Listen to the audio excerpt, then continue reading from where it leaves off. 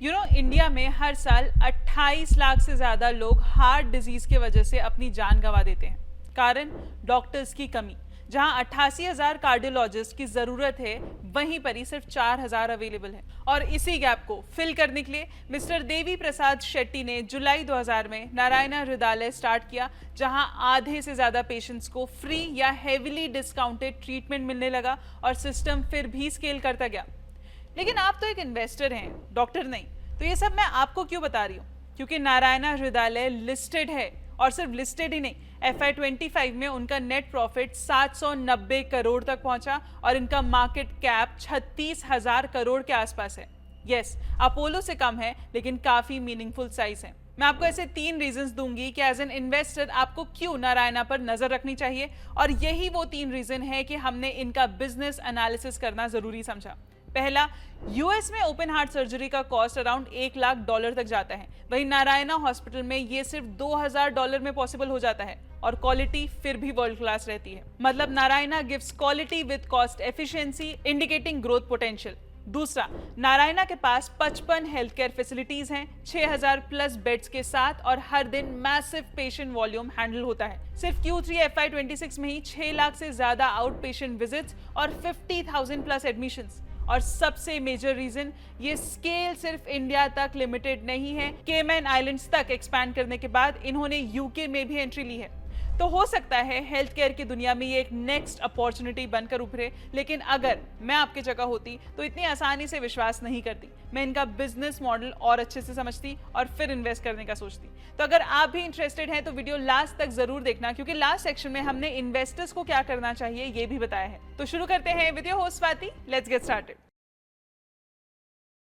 सबसे पहले तो इस बढ़ते हुए नाम के पीछे की कहानी जानते हैं। एक छोटे से गांव से आने वाले डॉक्टर देवी प्रसाद शेट्टी ने बचपन में ही अपने मां को खो दिया, सिर्फ इसीलिए क्योंकि टाइमली और अफोर्डेबल ट्रीटमेंट अवेलेबल नहीं था। और वही मोमेंट उनकी लाइफ का टर्निंग पॉइंट बन गया, जहां उन्होंने डिसाइड किया कि वो डॉक्टर बनेंगे। उनकी पॉपुलैरिटी इतनी बढ़ी कि उनको अक्सर Henry Ford of heart surgeries कहा जाता है, क्योंकि जैसे हेनरी फोर्ड ने कार्स को मास प्रोडक्शन के थ्रू अफोर्डेबल बना दिया, वैसे ही डॉक्टर शेट्टी ने हार्ट सर्जरीज को स्केल पर लाकर उन्हें फास्ट, एफिशिएंट और सिग्निफिकेंटली लो कॉस्ट बना दिया। और यहीं से हेल्थ केयर का पूरा गेम चेंज हो गया।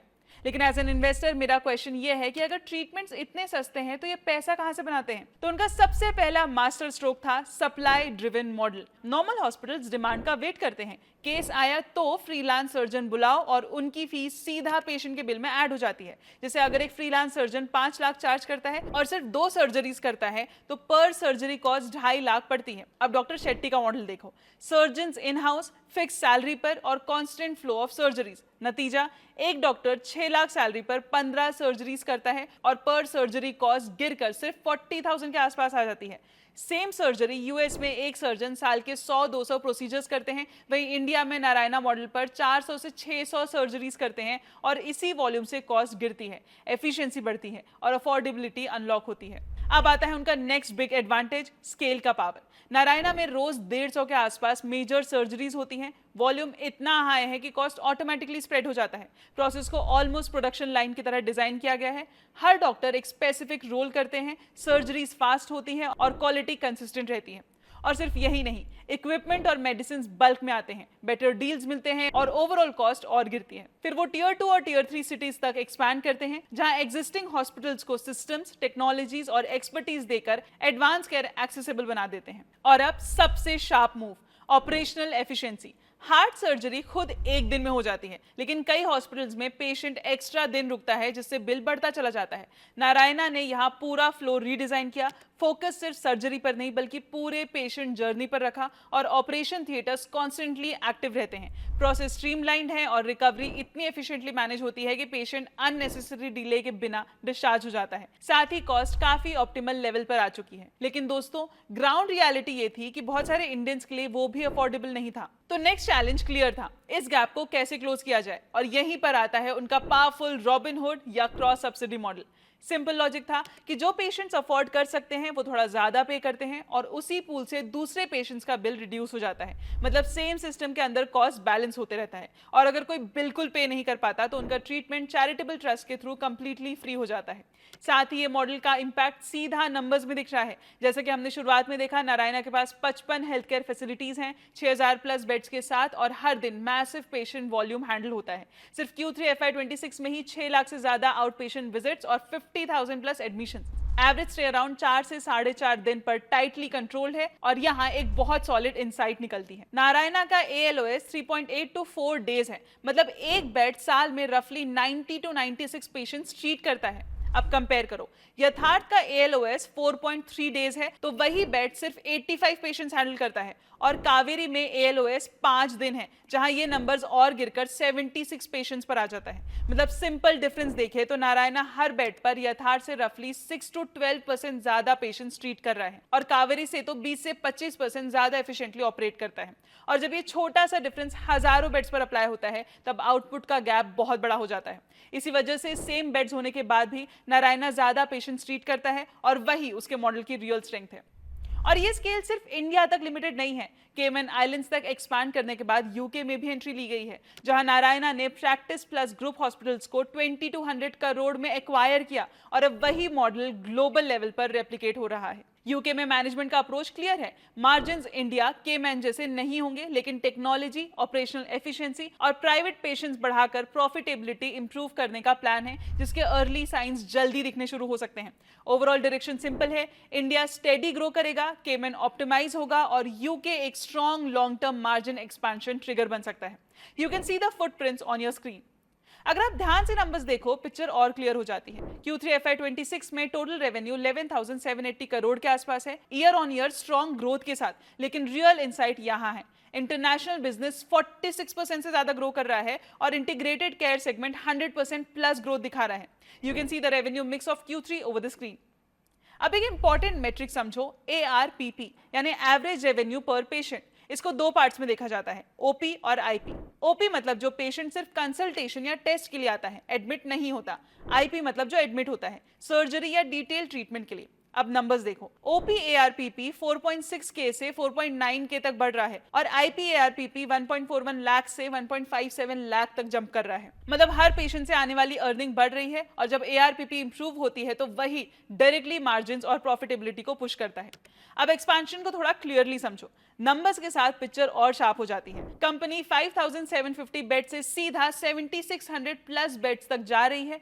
बैंगलोर में मल्टीपल न्यू फैसिलिटीज और एक्सपेंशन आ रहे हैं। कोलकाता के राजारात में एक बड़ा 350 बेड हॉस्पिटल पाइपलाइन में है और रायपुर में भी 300 बेड्स ऐड हो रहे हैं। अब यहाँ दो तरीके यूज हो रहे हैं, ग्रीनफील्ड और ब्राउनफील्ड। ग्रीनफील्ड का मतलब है बिल्कुल नया हॉस्पिटल बनाना, जैसे राजारात कोलकाता का 350 बेड प्रोजेक्ट या साउथ बैंगलोर का 350 बेड सेटअप। यहाँ लैंड से लेकर बिल्डिंग तक सब नया, इसलिए कॉस्ट और टाइम दोनों हैवी, लेकिन लॉन्ग टर्म कंट्रोल और स्केल मिलता है।